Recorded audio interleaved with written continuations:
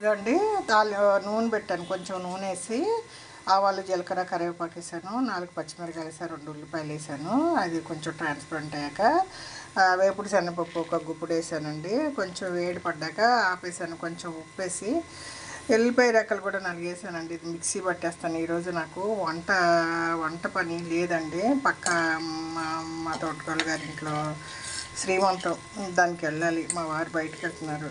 సాయం మళ్ళీ ఒక 12-1 గంటకి ఇంటికి చేరుకోవాలండి. మా బుడ్డోని చూసుకోవాలి. దాని గురించి వంట పని లేదు, టిఫిన్ ఒకటే అదండి. ఇంకా పెసరపప్పుకి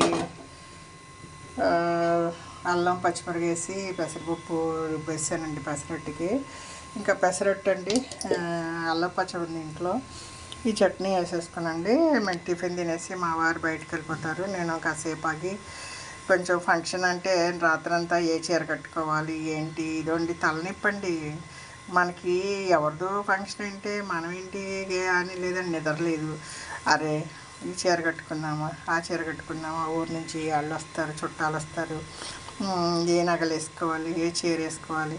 ఒక పట్టాన్ని నిద్ర పట్టలేదండి. మధ్యలో లేచాను, ఒక పడుకున్నదే 11 గంటలకి. మధ్యలో ఒకసారి నేను మెలకు వచ్చేసింది. మెలకు వచ్చి బీరువాలోంచి 4-5 చీరలు తీసి మంచం మీద పడేసాను.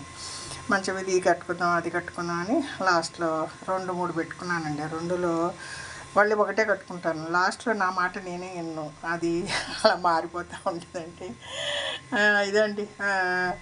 మనం ఏమైనా శ్రీమంతానికి వెళ్ళినప్పుడు అండి కాయో పండు పిల్ల చేతిలో పెట్టాలి. మీకు ఒప్పుకుంటే ఒక బ్లౌజ్ బిట్టి పెట్టచ్చు. కొంచెం రిలేషన్ అయితే ఒక ఏదండి, మీ మీ స్తోమతకి తగ్గట్టు మీ ఏదోండి, కడుపు చల్లగా ఉండాలి, మంచి బాగా డెలివరీ అవ్వాలని 4 అక్షతలు వేసి ఒక చీర జారిక మొక్క ఒక పండు ఆ పిల్ల చేతిలో పెట్టండి. ఆ చలివిడి అక్కడ ఆల్రెడీ వాళ్ళు తెచ్చుంటారు. చిన్న చలివిడి అండి, అందరూ పెట్టి అమ్మాయికి కడుపు నొప్పి వస్తుంది.